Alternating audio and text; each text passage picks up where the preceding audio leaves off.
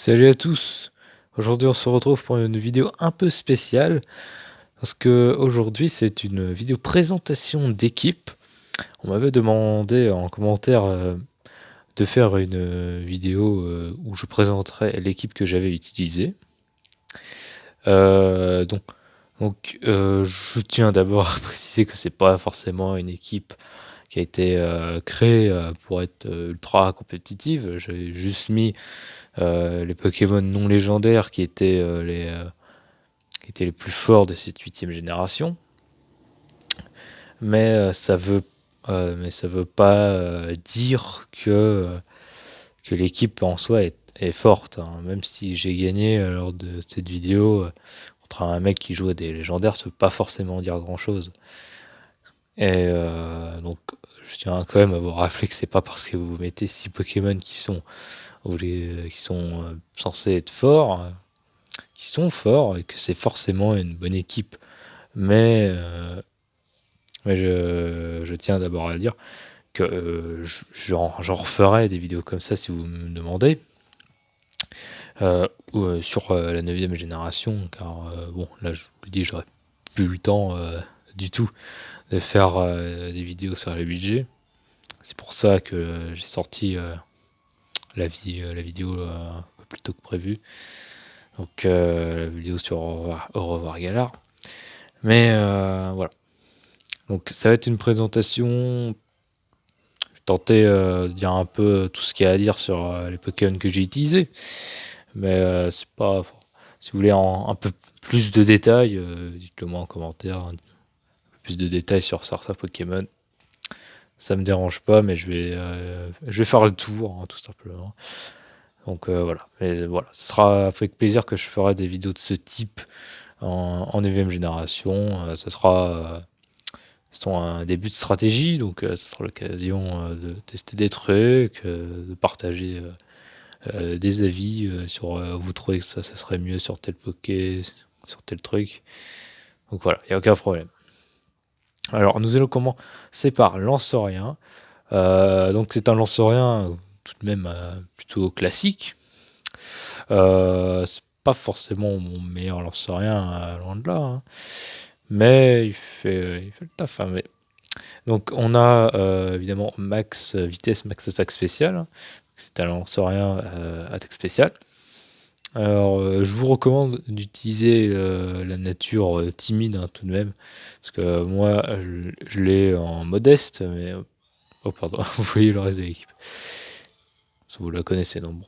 Avec évidemment, bah, voilà, les lunettes de choix, donc avec Dracometeor, Balombre, Déflagration, donc Dracometeor et Ballon pour le coverage, Déflagration qui peut être remplacé par Lance-Flamme si vous voulez pas rater.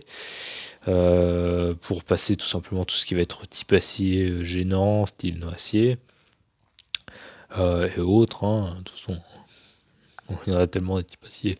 Bref.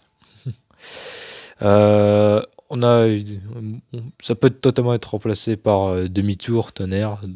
Tonnerre, bah, je l'avais par défaut. En soi, ce serait mieux d'avoir autre chose. Mais tonnerre, ça peut permettre de passer des votutrices plus facilement. Bon, pas obligé de claquer un Dracométéore. Donc voilà, ça peut permettre de passer peut-être plus facilement les prédastéries. Donc moi je pense que ça peut quand même être bien un tonnerre. Puis je pense demi-tour sera mieux dans la plupart des cas. Et on a évidemment l'infiltration pour passer tout ce qui va être mur, tout ce qui va être clone. Donc un clone, voilà, si un Pokémon a envie de se placer, faire des clones, faire des dents-lames, des machinations, tout ce genre de choses. Vous pouvez le dégommer avec une bonne grosse ballon ou Dracométéore. Et voilà, si le mec il a oublié tout simplement votre talent. Évidemment, les barrières, c'est ok, il y a des équipes euh, qui profitent des murs et des protections, tout simplement. Donc voilà. Bon, c'est un lanceur quand même assez classique, même si bon, c'est pas le lanceur le plus optimisé. Moi, je vous recommanderais de remplacer sur celui-là peut-être demi-tour. Après, si vraiment vous aimez Tonnerre, jouez Tonnerre. et de le jouer nature timide, comme ça vous déplacerez les autres lance-rien. Et bon fond, vous ferez toujours de bons dégâts, hein. Et puis quand même, vous avez lunettes de choix si vous voulez jouer pareil, hein. Parce que lunettes de choix, hein, sur des lance-rien spécial, hein, comme ça, il n'y a pas meilleur objet. Ensuite, on a le Darumacho. Bah, Darumacho le Galar, bon, vous connaissez évidemment sa puissance, hein, évidemment. Là, je l'ai joué avec le bandeau choix, plus son talent entêtement, ce qui fait qu'il y a un autre bandeau choix techniquement dans le Pokémon de base. Donc évidemment, max attaque, max vitesse. Donc bon, évidemment, avec bandeau choix plus son talent d'entêtement, ça fait comme si vous étiez directement à plus 2 en attaque dès que vous arrivez avec le Pokémon. Donc on a chute glace pour le stable, bout de feu pour passer tout ce qui va être type acier, séisme pour passer tout ce qui va être des Pokémon comme Predasteri que vous avez pu voir dans le match, et d'autres Pokémon comme Hitran, comme ce genre de trucs qui peuvent être très embêtants. Et demi-tour pour se repositionner parce que Darumacho est quand même un Pokémon qui dépend beaucoup des anticipations. Parce que le fait que vous soyez automatiquement bloqué sur une attaque, c'est quand même assez embêtant si il arrive à venir sur un Pokémon qui vous contre facilement. Donc c'est pour ça que demi-tour va quand même être assez utile, va permettre, si vous n'êtes pas sûr de ce que va faire l'adversaire, vous allez pouvoir faire un gros demi-tour et vous repositionner, reprendre l'avantage. Donc ça reste quand même très très intéressant. Donc voilà, pas grand chose à dire, et nature joviale évidemment, voilà. Ensuite on a Hydreigon, bon bah Hydreigon, voilà, c'est pas grand chose à dire je pense dessus. Je l'ai joué avec le mouchoir choix pour compenser sa vitesse quand même pas dingue, hein. Donc évidemment max attaque, max vitesse. Je l'ai joué rigide pour pas manquer trop de puissance. Donc voilà. Donc Hydreigon, vous connaissez évidemment sa puissance avec le banc Chikro qui, grâce au mouchoir chaud, vous avez quand même très souvent attaqué en premier. Donc voilà, vous connaissez le principe. Mon Chikro boosté par son talent Prognat. En plus, ça double les dégâts si vous attaquez en premier. Bon, ce qui fait des dégâts complètement monstrueux. Et bon, vous avez Psychocro et Machouille. Bon, Psychocro, ça peut faire un peu plus de dégâts après d'Astéré. Il peut faire peut-être un peu plus de dégâts, je sais pas, d'autres Hydragons colère aussi. Ou des Hipporois, des trucs qui résistent bien à l'eau, je sais pas. Ouais, Machouille, c'est un peu optionnel, hein. Alors, c'est un lance-rien. Un lance-rien est normalement plus rapide que vous avec un mouchoir choix. Donc bon, si vous arrivez, je sais pas, mais donc bon, un lance-rien, bah forcément Hydragon, mais bref, de toute façon, l'attaque principale, c'est Bronchicro. Vous faites des Bronchicro, vous cassez la gueule absolument tout sur votre passage, hein, même des résistances, ils vont pas du tout apprécier les dégâts. Bon, et Dragon, c'est pas un Pokémon qui est là pour beaucoup réfléchir. Vous faites des Bronchicro et les autres attaques, c'est vraiment plus situationnel si vous savez que vous ferez moins de dégâts parce que un Bronchicro résisté fait plus de dégâts qu'un Psychocro neutre, hein, ou d'un Machou neutre. Donc bon, il y a pas grand chose à dire, hein. Même Noicier qui pourtant vous contre, il prend trop de dégâts. Voilà, bon, je pense que vous connaissez un peu que ce Pokémon est quand même un petit peu pété quand même, hein, malgré sa drôle de bouille, hein. Alors là, on a le Pyrobut, donc toujours en max attaque, max vitesse, nature joviale, avec l'orbe vie pour bosser ses dégâts de 30%, et bon, vous perdez un petit peu de vie, mais c'est pas très grave, hein. Le Pokémon offensif, ils s'en foutent de perdre la vie ou pas, parce que ce soit à 10% de points de vie ou à 100% de vie, ils feront toujours les mêmes dégâts. Donc là, c'était un Pyrobut plutôt optimisé Dynamax, donc la Gigamax, parce que le Gigamax sera un peu plus intéressant qu'un Pyromax. Donc pour mettre le sol, vous en foutez un petit peu, hein, j'ai envie de vous dire. Parce que de toute façon, quand vous serez en normal, vous pouvez toujours faire des énormes dégâts avec Pied-Voltige. Ok, vous aurez des dégâts boostés avec Ballon Brûlant sous le soleil. Mais quand vous êtes en Dynamax, vous en foutez, vous faites 160 de basse puissance avec le Ballon Brûlant Gigamax. Et bon, ça vous empêchera pas du tout de tuer des Pokémon. Donc là, on joue rebond exprès pour le Dynamax de type vol qui booste votre vitesse. Donc c'est ça qui permet surtout que ce soit fort. On a le pied voltige, tout simple. Bon, bah, pour la puissance, hein, voilà, pour passer tout ce qui va être type roche, tout ce qui va être type acier comme Itran qui vous contre. Hein. Euh, tout ce qui va être embêtant, tout ce qui est faible au type combat, quoi, tout ce qui va permettre d'être très embêtant. Et surtout, vous allez booster votre attaque avec le Pugilomax. Et le coup bas, c'est pour des Pokémon tels que Lanceurien qui résistent à la plupart de vos attaques, parce que quand même rebond c'est en 2 tours et ça n'a pas une précision de dingue. Mais rebond aussi, ça peut permettre de passer des tours de Dynamax, parce que si le Pokémon adverse, si Dynamax vous fait rebond, lui il fait une attaque dans le vide et vous l'attaquez. Lui vous prenez des dégâts, bon, vous espérez tanker, et ensuite vous pouvez refaire un rebond, il refait une attaque Dynamax dans le vide et voilà. Puis même si, genre, pour vos tours, vous allez faire rebond, lui fait garde max, bah lui, vous refaites rebond et il n'y a plus du tout de tours Dynamax. Donc Dynamax n'a servi à rien.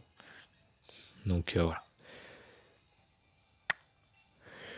Corvallis, je vais dire que c'est le plus dur à jouer de l'équipe, mais pas forcément. Hein. Ah, je l'ai pas dit pour Pyrobut, mais talents libéraux, évidemment, ne jouez pas Brasier, hein, parce que là, comme ça, vous gagnez le stab sur rebond, sur pied voltige, sur coup bas. Voilà. Bon, évidemment, jouez tous vos Pyrobuts, sans exception, avec libéraux.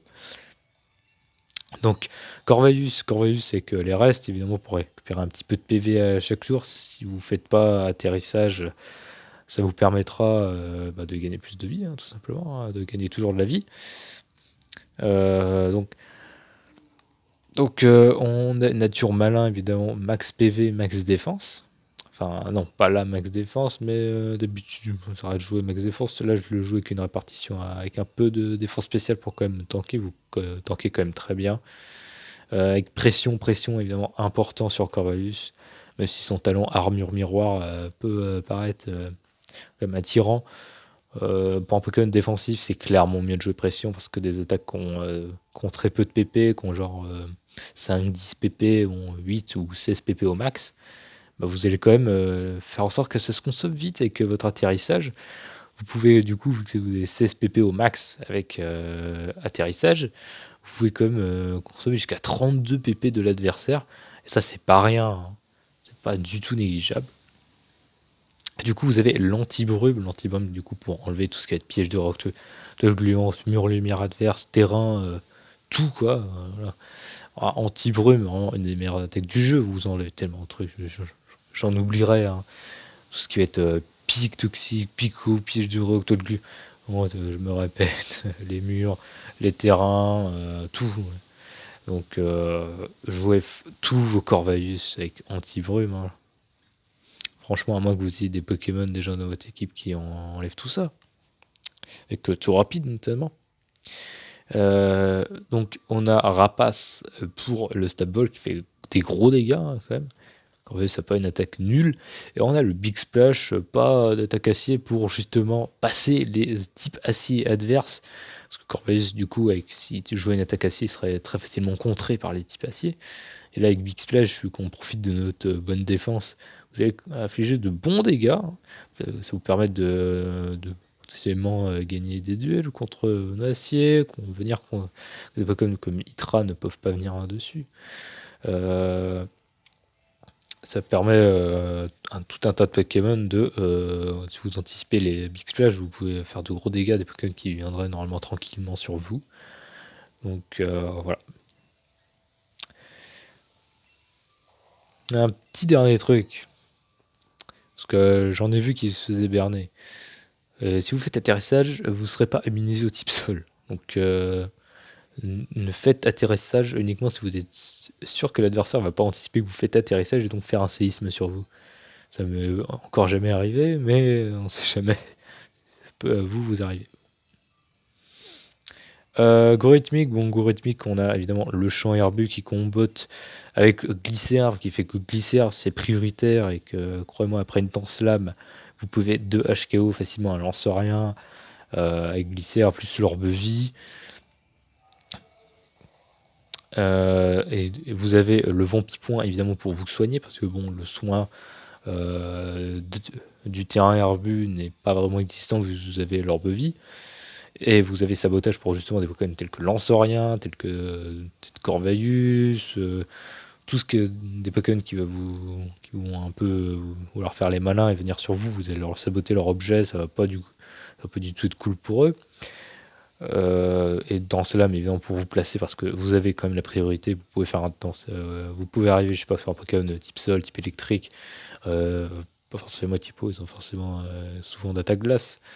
Mais bref, un Pokémon qui vous fait pas grand chose, et tant qu'il est cool, vous faites un dans cela, vous faites des grosses glissées-herbes, et là, vous allez quand même faire de bons dégâts. Bon, assurez-vous quand même qu'il n'y ait pas de Pokémon qui puisse vous contrer. Vous êtes pas... Bon, c'est ça que vous avez des Vampipoints ou sabotage, Vampipoints qui permettent pas. C'est des types aciers qui sont gênants pour glisser-herbe. Et c'est des sabotages du coup pour enlever tous leurs objets. Et on joue Gigamax parce que ça sert à rien de vouloir le Phytomax parce que vous avez déjà le champ herbu avec Algorithmique. Tout simplement. Et voilà. C'est sur ce que se termine cette vidéo. Donc là, vous voyez un petit peu mes poids de PC. Et voilà, je vous partagerai en description et en commentaire épinglé de cette vidéo le code d'empreinte de cette équipe. Bon, si j'oublie, dites-le moi. Hein. Dites-le moi. Engueulez-moi. Bref, moi je vous dis à la prochaine. Et là, c'était vraiment la dernière vidéo sur les VJ. On se retrouve sur la 9G, Apple DA, à tester tous les nouveaux Poké. Bon, je pense pas que je serai là dès le premier jour, mais j'essaierai d'être là le plus rapidement que je pourrai. Donc allez, ciao, à la prochaine.